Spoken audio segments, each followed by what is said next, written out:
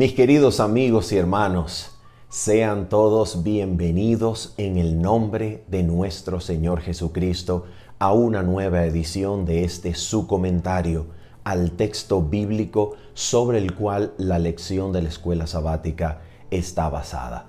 Para nosotros es sencillamente un gozo poder servirle en el temor y en la gracia de Cristo, ofreciendo para su estudio una herramienta con la que usted pueda comparar la mirada que el mismo Espíritu Santo desarrolla en usted en la gracia de Cristo mientras lo atrae por medio de su poder al estudio de las Sagradas Escrituras, para que en su vida también se cumpla la promesa preciosa del nuevo pacto, en la cual el Señor promete enseñar individual y genuinamente a cada quien conforme a su eterna y maravillosa voluntad. Así que vamos entonces a orar, y antes de orar sencillamente queremos recordar que si usted tiene alguna duda o alguna inquietud, por favor, acompáñenos el sábado a las 7:30 de la mañana, porque en ese día y a esa hora tendremos el complemento de este repaso de lección a través del comentario al texto bíblico totalmente en vivo que realizamos cada sábado a las 7:30 de la mañana. Si existe alguna duda o comentario, por favor, no dude en escribirlo en los comentarios de este video para tomarlo en cuenta durante el comentario en vivo el día sábado a las 7:30 de la mañana. Vamos entonces a orar y de inmediato nos introducimos al texto bíblico que hoy, en forma específica, nos ocupa desde el capítulo 37 del libro de Génesis hasta el capítulo 41. Oramos juntos. Padre bendito y maravilloso, bondadoso Señor, en el nombre bendito, santo y perfecto de Cristo, en sus méritos completos y justos, Señor, nos atrevemos a entrar en audiencia santa delante de tu trono, y allí ante tu trono, Señor, pedirte sencillamente que cumplas la preciosa promesa de enviar tu Santo Espíritu para que instruya nuestras mentes y corazones y nos permita a través de tu palabra contemplar a Cristo en su hermosura, Señor. Y al contemplarle, Padre Santo, ser transformados de gloria en gloria a la imagen de su mismo carácter, Señor. Te lo pedimos, Padre, y te lo agradecemos, sabiendo que hemos pedido conforme a tu voluntad y en el nombre bendito de Cristo Jesús. Amén y amén. Muy bien, queridos amigos, vamos por favor a Génesis capítulo número 37.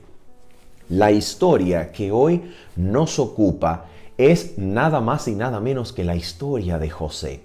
Y es que la historia de José, permítanme decirlo, no necesita comentario. ¿Por qué razón?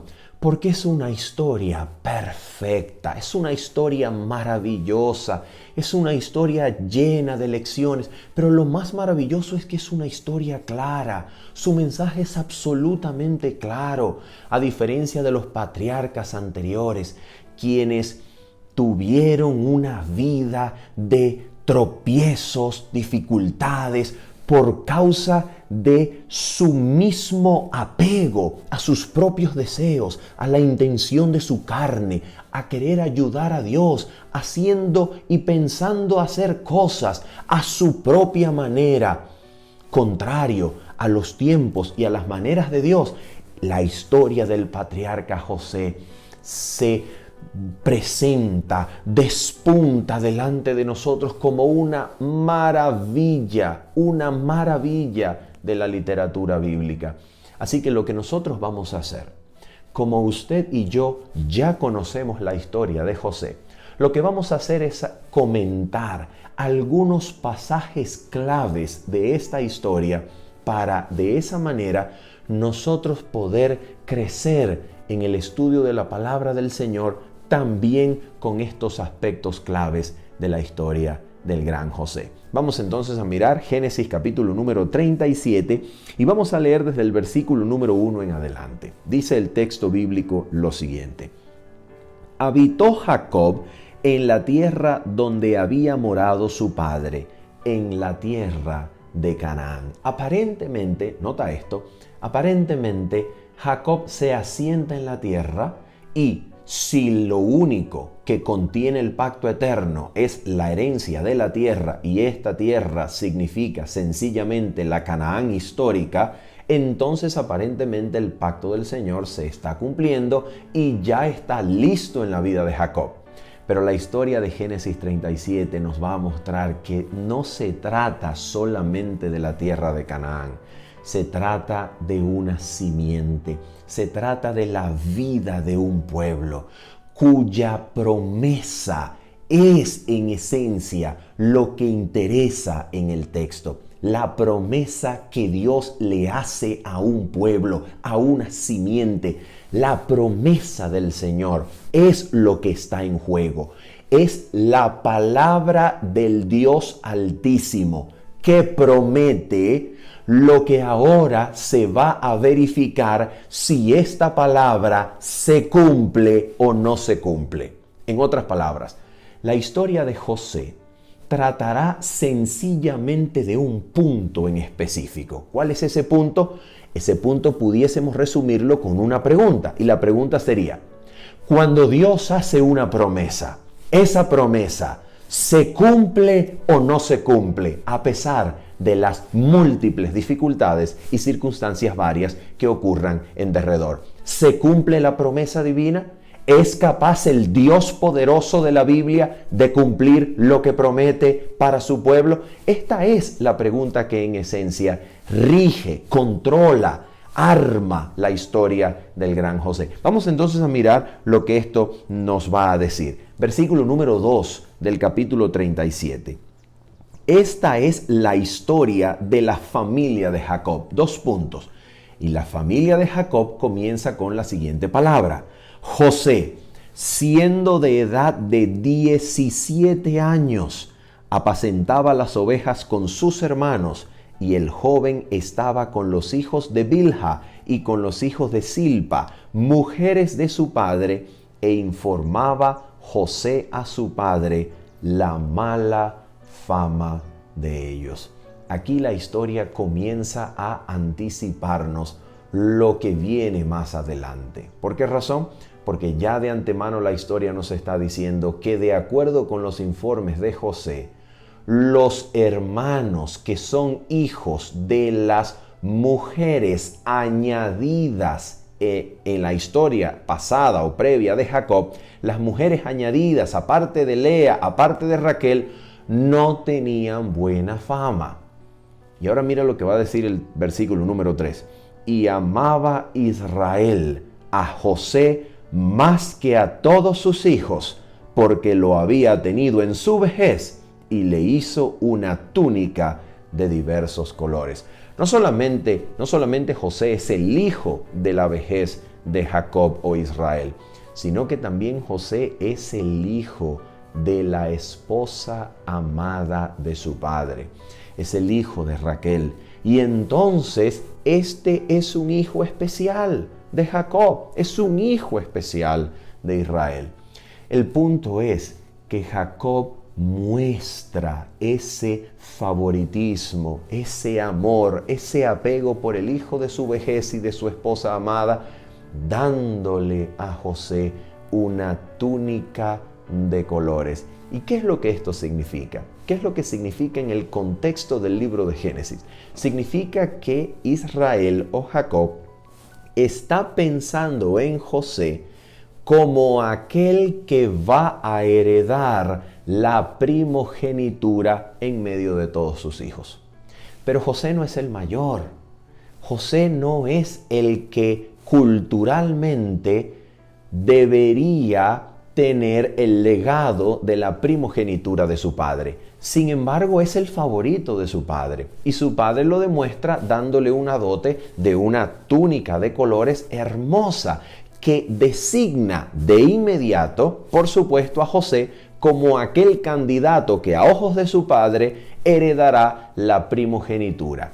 Y esto entonces prepara la escena, prepara la historia de la familia y comienza a desarrollar y despertar en los hermanos de José un odio sin medida por su hermano. Mira lo que dice el texto, por ejemplo, versículo número 4. Mira hasta qué punto es el rencor, es el odio, es la rivalidad que sus hermanos sienten por José. Mira lo que dice el versículo 4.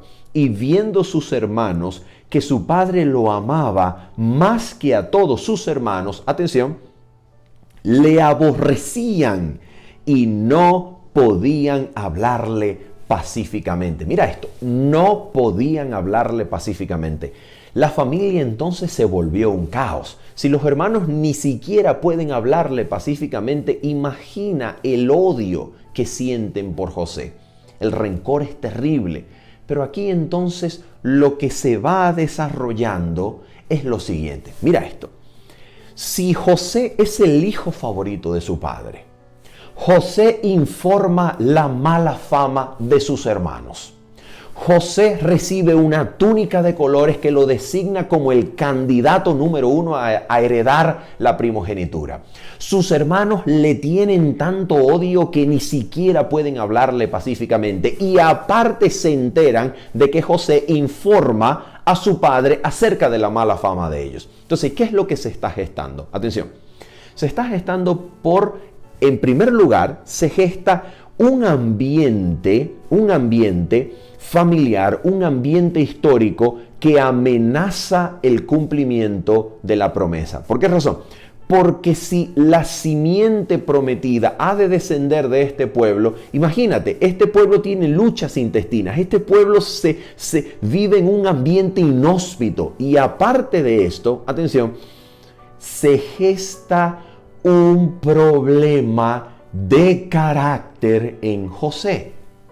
¿Por qué? Bueno, porque José es el favorito, José es un soplón, José es el mimado de su padre, el que su padre más cuida, el que su padre más ama, y entonces existe la tentación de dañar el carácter de José, convirtiéndolo en un niño mimado, un niño sencillamente pendiente de los cuidados de su padre, queriendo más y más favoritismo, informando a su padre de la mala fama de ellos, y se crea un problema de carácter en José.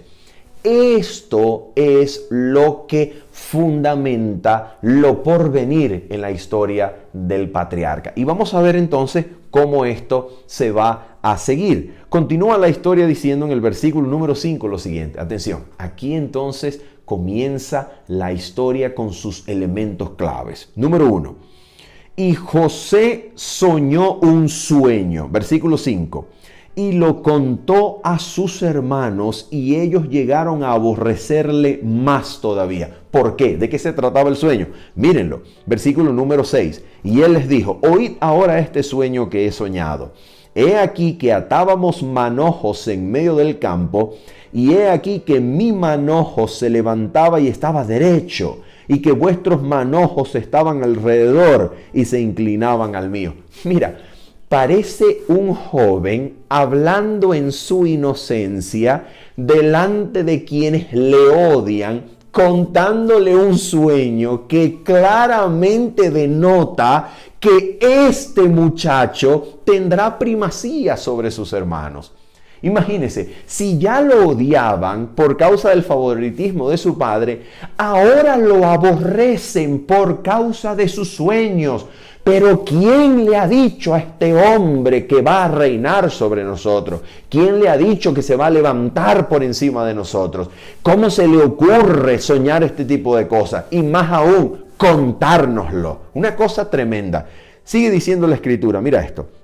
Versículo 8, les respondieron sus hermanos: ¿reinarás tú sobre nosotros o señorearás sobre nosotros? Y le aborrecieron aún más a causa de sus sueños y sus palabras. Así que lo que aquí comienza de una vez en la historia, lo que comienza a anticipar el resto de la historia, es que aquí la cuestión es acerca de los sueños de José.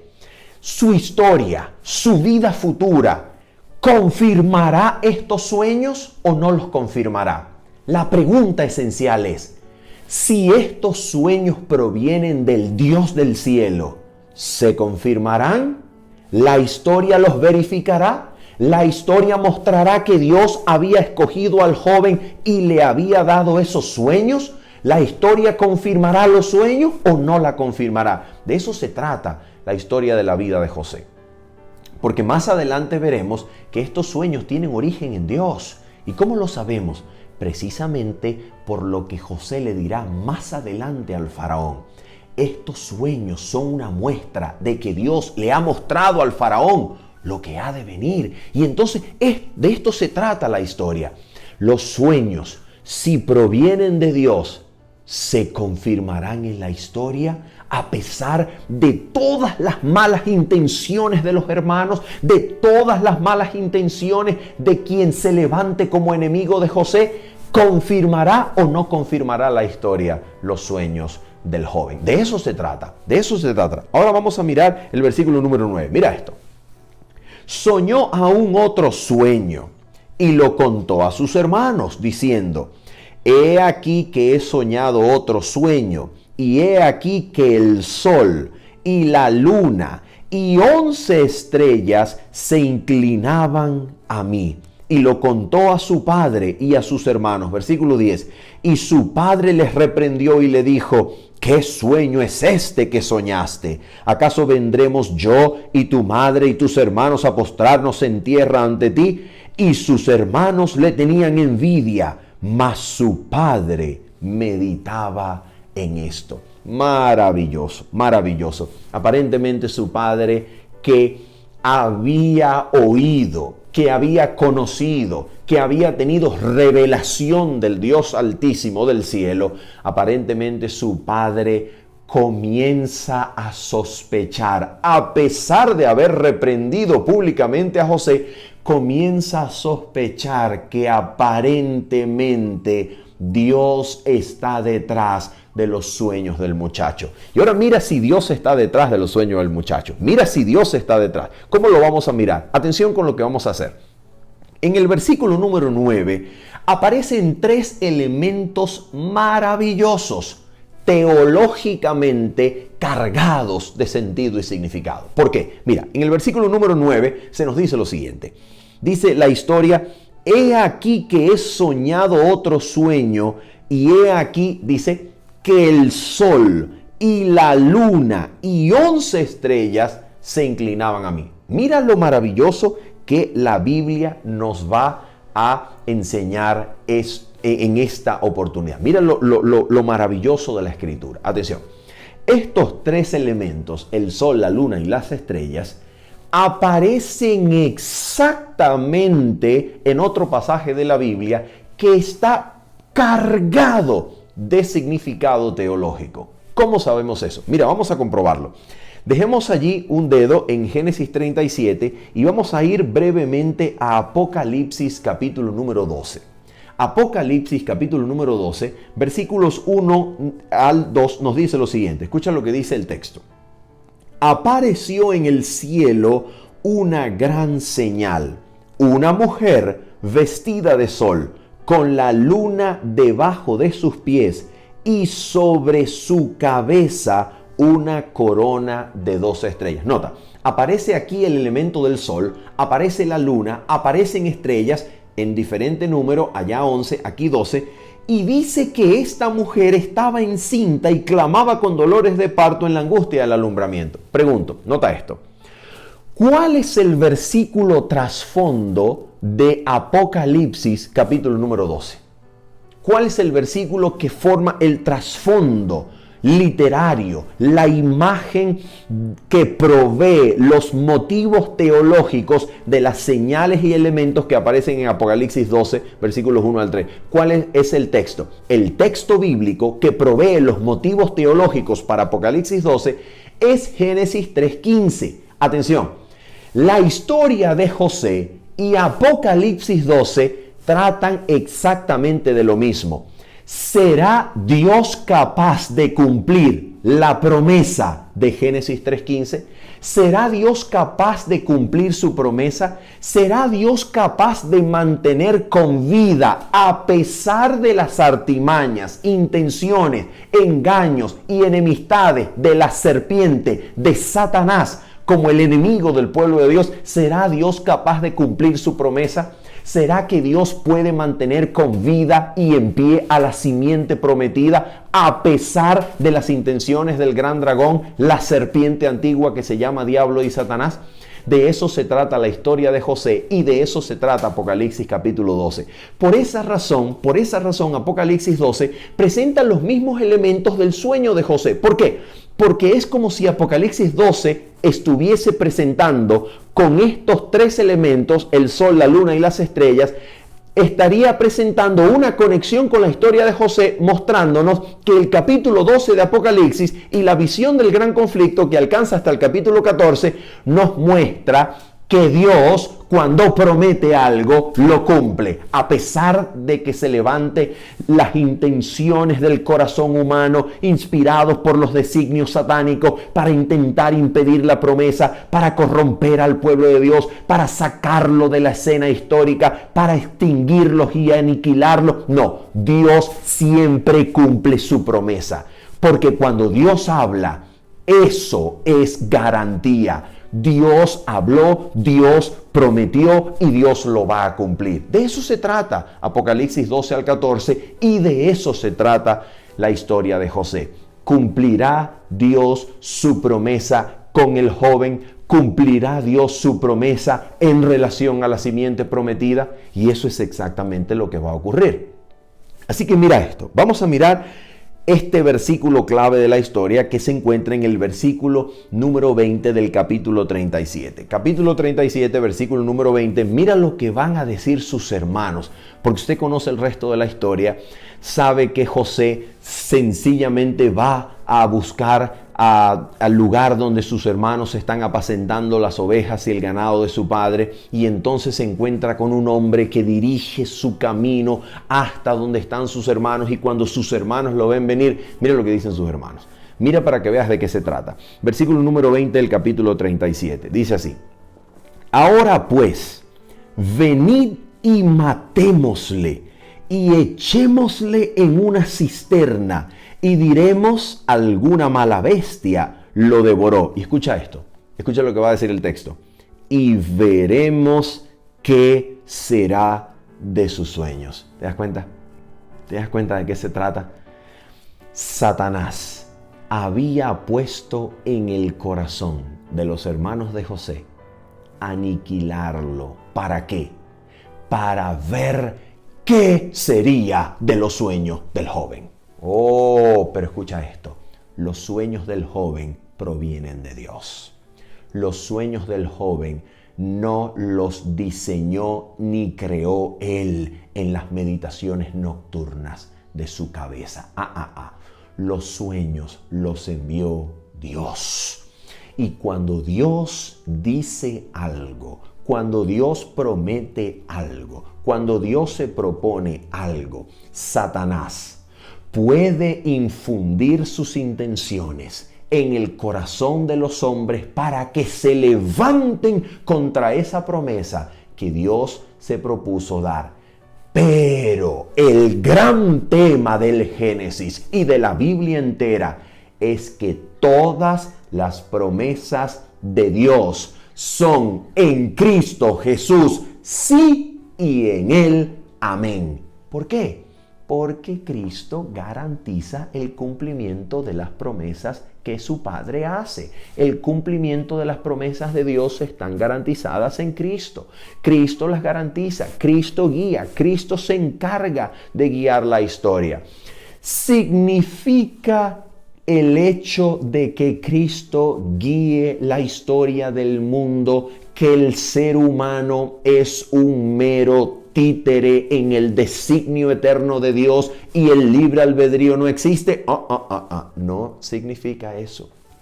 ¿Saben por qué? Porque el libre albedrío, como la historia de Jacob, de Abraham y de Isaac ya lo mostraron, el libre albedrío debe ceder ante la voluntad divina para que Dios ejecute la promesa en su modo y en su tiempo. Dios no atropella a Abraham, no atropella la voluntad de Isaac, no atropella la voluntad de Jacob. Dios instruye sus mentes, instruye sus corazones, eleva y transforma el carácter de ellos para que su voluntad coopere con los propósitos del Dios del cielo. Y eso es exactamente lo que va a ocurrir aquí. Cristo está garantizando la historia de José, pero Cristo trabajará con el corazón del joven para que ese corazón ceda ante la guía histórica de Cristo, para que ese corazón coopere. ¿Y cómo coopera el corazón o cómo cooperará el corazón de José y el corazón de cada individuo humano con la gracia de Cristo? Cediendo, permitiendo que la gracia instruya la mente, instruye el corazón, renueve el carácter, guíe la vida, se haga con nuestros sentimientos, tome control voluntario de nuestra vida, nos eleve a la altura de Cristo y así Cristo cumpla todos sus propósitos en nosotros. Pero la gracia, la guía histórica de Cristo, quien garantiza el cumplimiento de las promesas de Dios, no atropellan la libre elección, no atropellan al individuo. Y eso es exactamente la razón por la cual Dios está trabajando con esta familia. Dios trabajó con Abraham, con Isaac, con Jacob y ahora va a trabajar con José y también con sus hermanos. Eso es maravilloso, la manera en que Cristo está tratando con sus caracteres. Maravilloso. Mira ahora lo que va a pasar. Usted conoce la historia. La historia de José termina diciéndonos en el capítulo 37 que José fue vendido a una caravana que pasaba en dirección a Egipto. Una caravana que los recibiría de parte de sus hermanos, vendido como esclavo.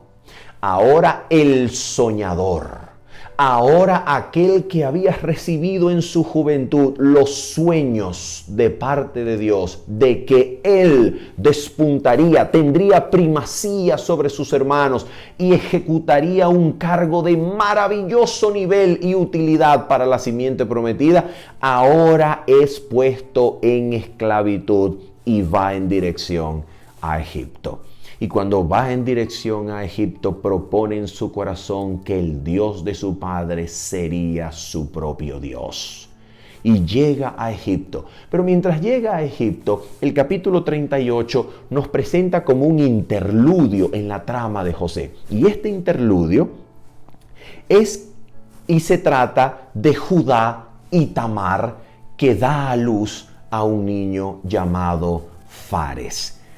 La historia es realmente asombrosa. ¿Por qué es asombrosa? Atención, porque cuando revisas la genealogía de Cristo, que por ejemplo Mateo capítulo 1 te ofrece, te das cuenta que no es descendiente de José el que anticipa la venida de Cristo, el linaje de Cristo. Será Fares, traído al mundo por Tamar, que se hace pasar por prostituta y por medio de esa usurpación o ese ocultamiento de su verdadera identidad, logra tener hijo de Judá. Esto es algo impresionante. ¿Qué es lo que la Biblia nos enseña con eso? Mis queridos amigos y hermanos, algo que la Biblia nos enseña a través de esta historia, atención, es que Jesucristo asumiría una humanidad cuyos antepasados definen y señalan el tipo de humanidad que Cristo heredaría. Sus antepasados no solamente eran antepasados como por ejemplo el gran rey David en su etapa gloriosa, logrando expandir el reino de Israel hasta el máximo de sus fronteras. No, también su antepasado fue David en su etapa de terrible adúltero y asesino.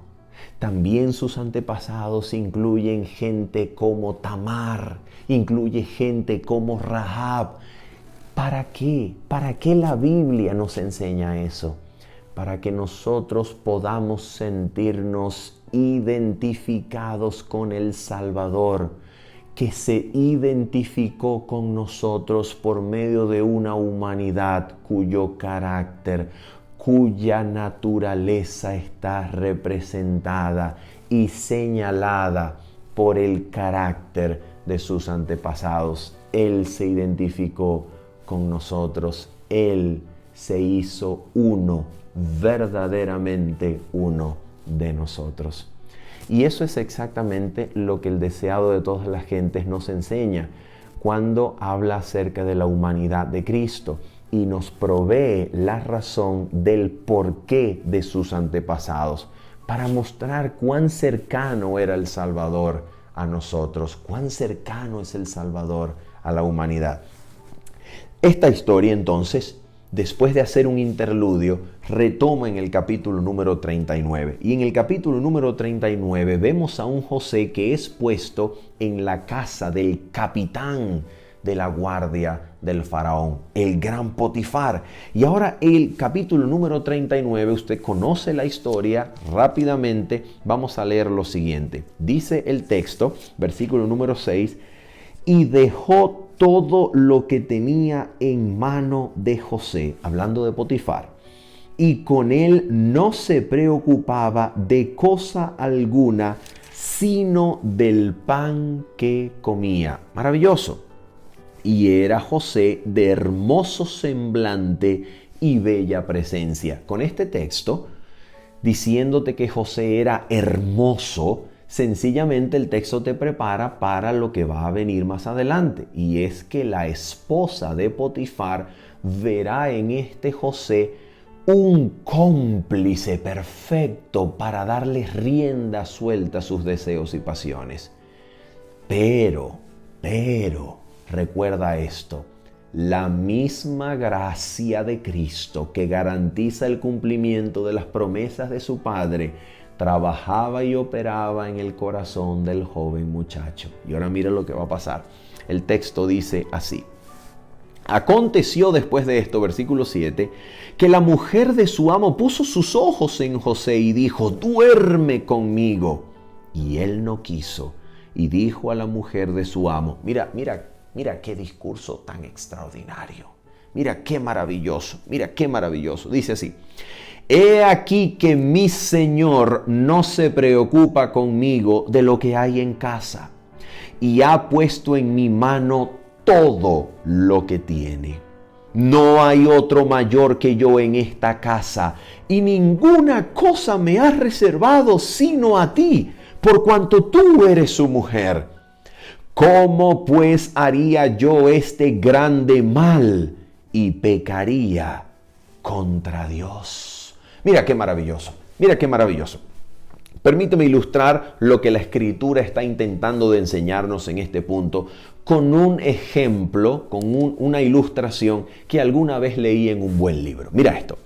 Imagínate que estás sentado en una fila de sillas y a tu lado se sienta la persona que más rencor te produce en el corazón. Una persona que te ha herido, una persona que te ha humillado, una persona que te ha hecho mal. Esa persona que ya tienes en mente, esa que no logras superar, que te ha marcado la vida para mal, esa persona. Mira esto. Se sienta a tu lado esa persona y a tu otro lado, a tu mano derecha, se sienta el mismo Señor Jesucristo. Y ahora, estando los tres sentados, a tu izquierda tu enemigo, aquel que te produce rencor terrible, y a tu derecha el Señor Jesucristo. Ahora tu enemigo, mirándote, te dice: perdóname, lo siento. Y antes que puedas hablar, antes que puedas decir te perdono, responde Cristo y le dice a tu enemigo: te perdono, hijo de mi corazón. ¿Cómo te sentirías? ¿Qué te gustaría decirle a Cristo? Antes de que tú puedas responder, Cristo anticipa tu respuesta y perdona a tu enemigo. ¿Qué creerías? ¿Qué te gustaría decirle a Jesús? Estoy seguro que muchos de nosotros, mirando a Cristo, le dijéramos: pero un momento, Él me hizo daño a mí.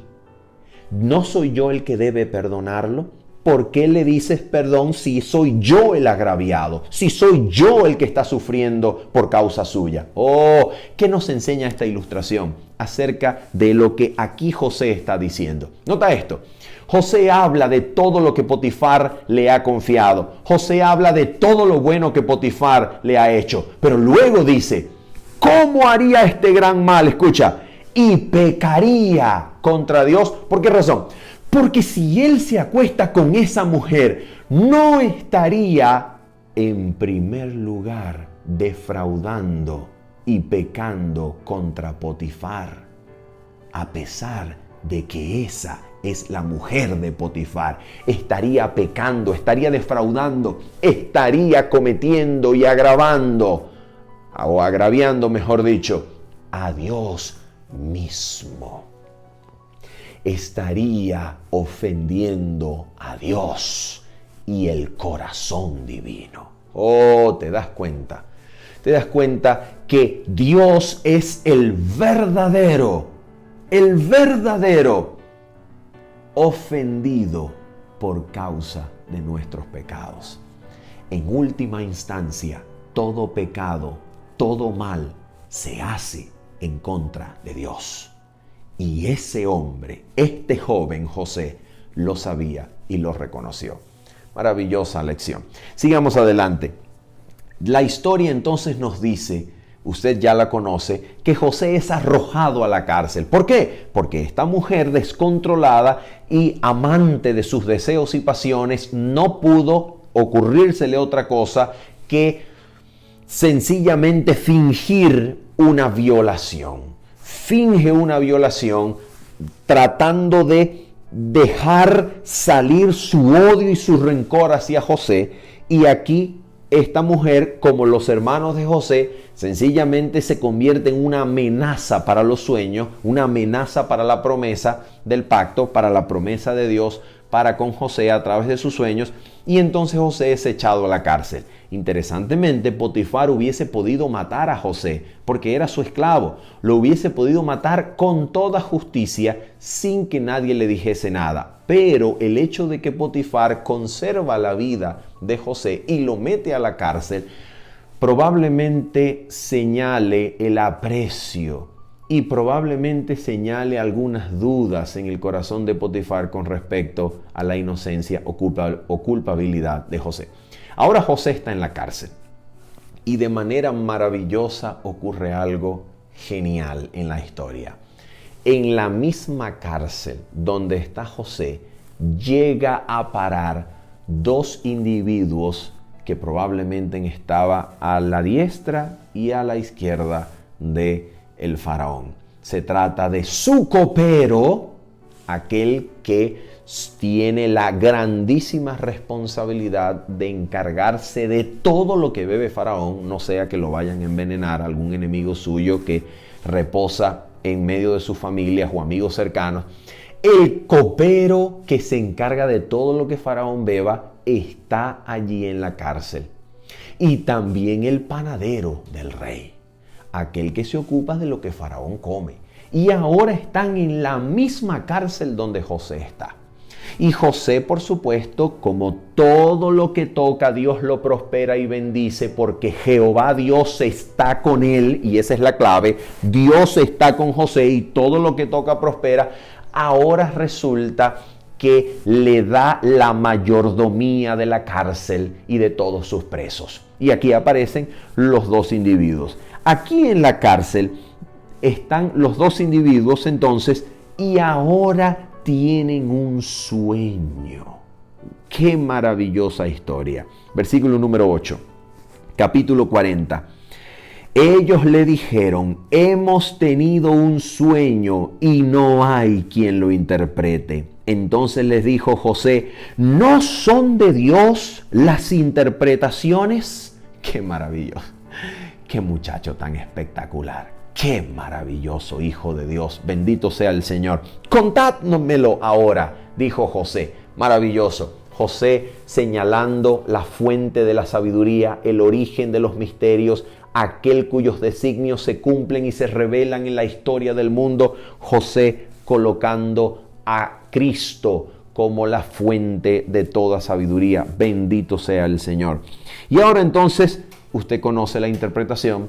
Resulta que el copero del rey será devuelto a su puesto, mientras que el panadero al cabo de 3 días, así como el copero, será devuelto, pero ya no a su puesto, sino será llevado delante de Faraón y recibirá el juicio de muerte de parte del Faraón. Su cabeza será cortada y entonces usted conoce el resto de la historia. Pero aquí hay algo interesante. Versículo número 14. Mira esto.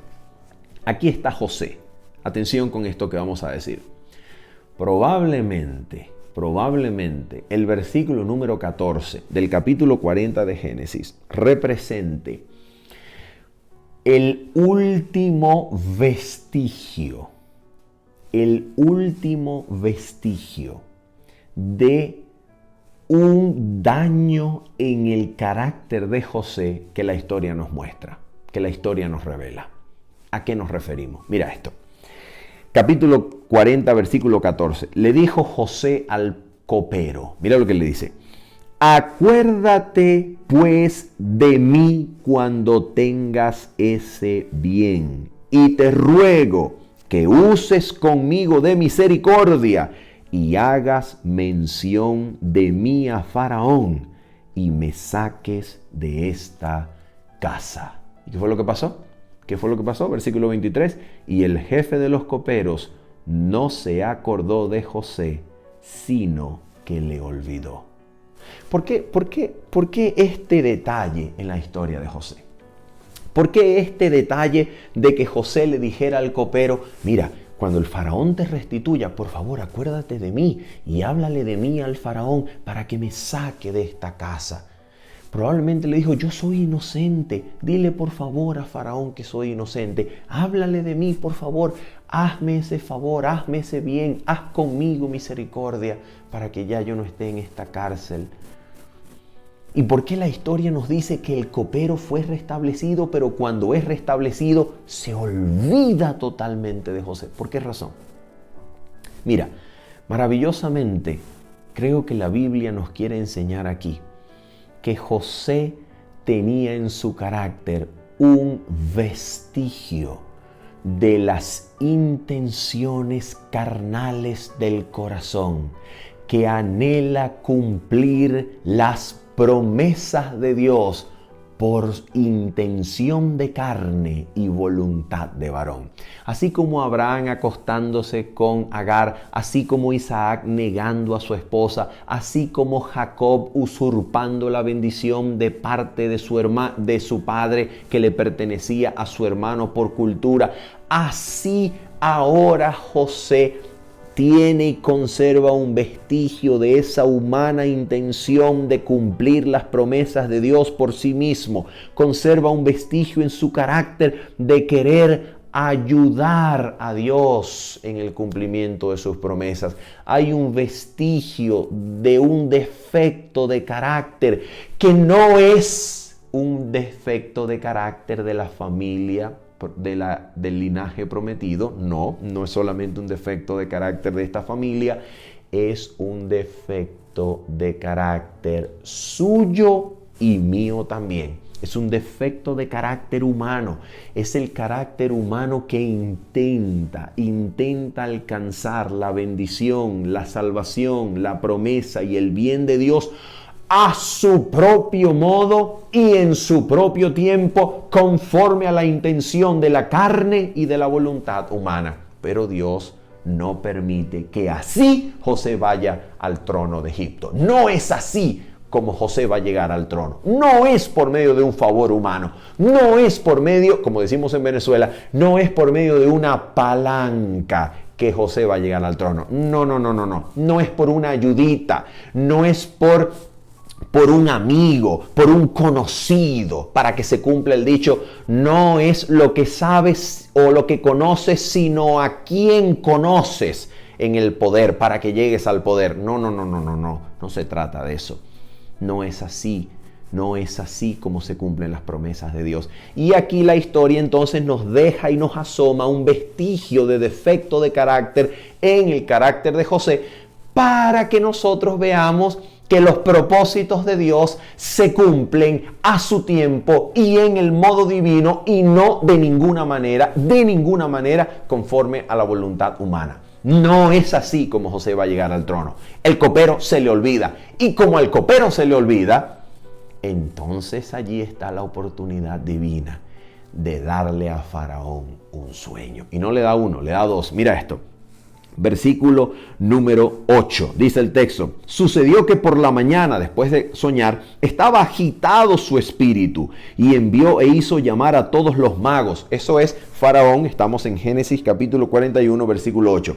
Y envió a llamar a todos los magos de Egipto y a todos los sabios, y les contó Faraón sus sueños, mas no había quien los pudiese interpretar a Faraón. Maravilloso. Así como en la historia de Daniel, no hay en todo Egipto, así como allá en Babilonia, alguien que pueda interpretar los sueños de Faraón. Y aquí, escucha esto, cuando las posibilidades humanas sencillamente se agotan, entonces aparece la voluntad de Dios interviniendo en la historia. ¿Para qué? Para alabanza de la gloria de su gracia, con la cual nos hizo aceptos en el amado, para que su gloria, para que su gracia sea alabada, para que no quede nada de vestigios de confianza y vanidad humana en nosotros. Cuando toda posibilidad humana se agota, aparece Dios. Y entonces el copero recuerda a José. Oh, mira lo que ocurre. Versículo 9. Entonces el jefe de los coperos habló a Faraón diciendo: me acuerdo hoy de mis faltas. Bendito sea Dios que no los recordó al salir de la cárcel. Aunque eso haya significado unos años más para José en la cárcel. Porque, escucha esto. Si el copero lo hubiese recordado tan pronto como salió de la cárcel, entonces alguno podría llegar a decir: José llegó al trono por medio de un buen amigo, de un buen contacto, de una buena palanca, de un buen conocido. No se va a decir eso de los propósitos de Dios, para que no sean manchados con intención carnal y voluntad de varón. Ahora es que el copero recuerda a José, cuando Dios provee la oportunidad. Y ahora mira esto. Entonces, versículo número 13. Y aconteció que como él no los interpretó, y aconteció que como él nos los interpretó, está hablando el copero acerca de José, así fue. Yo fui restablecido en mi puesto y el otro fue colgado. Entonces Faraón envió y llamó a José y los sacaron apresuradamente de la cárcel. Me encanta este detalle. Y se afeitó y mudó sus vestidos y vino a Faraón. Hermoso, hermoso, hermoso. José cuida también de su apariencia. Y en el momento en que Dios lo saca de la cárcel, este muchacho que vale oro, ahora se prepara y acomoda su semblante, acicalado, afeitadito, y ahora bien bonito se presenta delante del faraón. Oh, qué maravilloso ejemplo para la juventud, qué maravilloso ejemplo para los hijos de Dios.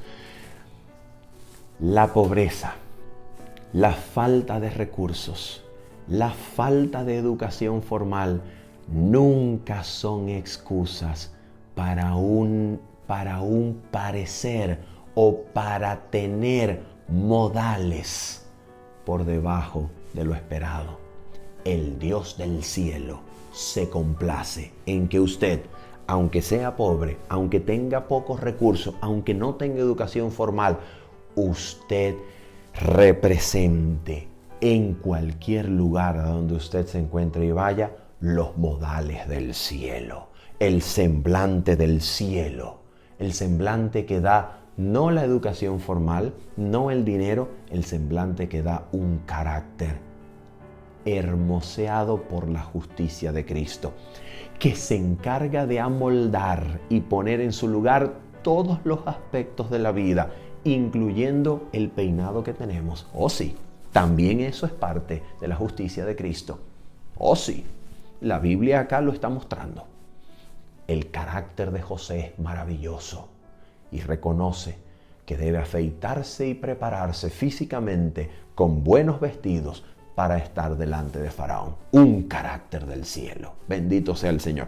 Ahora dice entonces el texto que José le dijo a Faraón lo siguiente. Atención. Faraón cuenta el sueño a José y aquí entonces está la interpretación. Vamos a mirar lo que dice José. Esto es lo que respondo a Faraón. Versículo 28. Capítulo 41.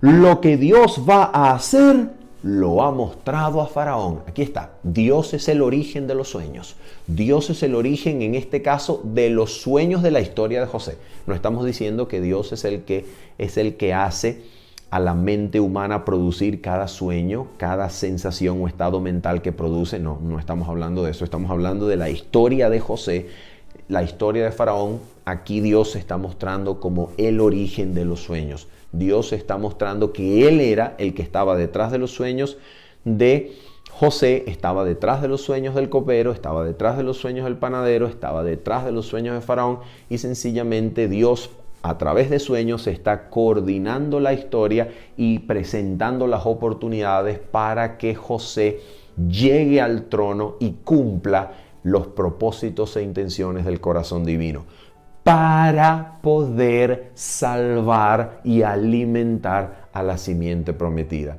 incluyendo a Fares, el descendiente de Judá y Tamar, que será el antecedente o es el antepasado del Señor Jesucristo. Porque Fares también comerá de lo que José, por medio del Señor, pudo proveer para Egipto y para toda la simiente prometida. De eso se trata la historia. Eso se trata la historia. Entonces mira esto. Dice así José. He aquí vienen 7 años de gran abundancia en toda la tierra de Egipto. Atención. Y tras ellos seguirán 7 años de hambre. Y toda la abundancia será olvidada en la tierra de Egipto. Y el hambre consumirá la tierra. Versículo 32. Dice. Y el suceder el sueño a Faraón 2 veces significa que la cosa es firme de parte de Dios y que Dios se apresura a hacerla. Mira esto, maravillosamente José nos enseña un principio de interpretación profética. Atención con esto. La razón por la cual el sueño de Faraón, siendo o significando una misma cosa, ocurre 2 veces con espigas y mejor dicho, con vacas y luego con espigas, la razón por la cual esto sucede es para mostrarle a Faraón la certeza, la veracidad de que Dios está a punto de hacer e intervenir en la historia de esa manera. ¿Qué nos enseña esto sobre interpretación profética? En el libro de Daniel y en el libro de Apocalipsis se presentan muchas veces las mismas cosas que significan lo mismo, pero con símbolos diferentes a través de un proceso conocido como la recapitulación profética, en donde una misma cosa es simbolizado por medio de diferentes símbolos para que así Dios pueda mostrar la veracidad, la certeza del significado, la certeza de lo que viene y pueda decirle al profeta, escribe porque las palabras, lo que te he mostrado, son verdaderas. Entonces, de esta manera podemos ver que cuando Dios significa o simboliza por medio de diferentes cosas una misma cosa, no quiere decir que estas cosas sean diferentes, sino que están en un principio de recapitulación en donde el segundo símbolo sencillamente reitera, refuerza, confirma y reafirma la veracidad del primer símbolo. Entonces, aquí nos presenta el gran José un principio de interpretación profética maravillosa. Por esa razón, por ejemplo, nosotros vemos en el capítulo número 7 de Daniel lo mismo, pero ahora a través de bestias que ya habíamos visto en el capítulo 2 a través de metales. Y así también en el libro de Apocalipsis. En el libro de Apocalipsis nosotros vemos en diferentes visiones, como por ejemplo, este puede ser el caso de los 7 sellos y de las 7 trompetas, los mismos periodos históricos simbolizados con diferentes símbolos. No quiere decir que sean dos cosas distintas, quiere decir que es una recapitulación que reafirma la veracidad del asunto que está por acontecer. Habiendo dicho esto, usted ya conoce la historia. José es llevado al trono de Egipto y es allí en el trono de Egipto donde José se da cuenta la razón de sus sueños, la razón de su vida, el propósito que el Señor tenía, por medio del cual Dios lo guarda, Dios lo protege y Dios lo lleva allí para proveer de alimento, de comida, de vida, no solamente a Egipto, sino a toda la tierra, para que los egipcios también conocieran que llegaban a comer, no gracias al Dios del Nilo, sino llegaban a comer gracias al Dios de los hebreos que había enviado a su siervo para alimentarlos. ¿Se dan cuenta? Dios es el Dios de las naciones. En tu simiente, dijo el Señor, serán benditas las naciones de la tierra. Y he aquí una prueba de cómo Dios quería bendecir no solamente a la simiente, sino a todas las naciones, para que las naciones conocieran al Dios santo de la Biblia y rindieran sus voluntades a Él, que controla la historia. Habiendo dicho esto y esperando que usted haya sido edificado en la gracia de nuestro Señor Jesucristo y recordándoles que nos vemos el sábado a las 7:30 de la mañana, se despide de usted su servidor Manuel Ospino diciéndoles bendiciones. Chao, chao.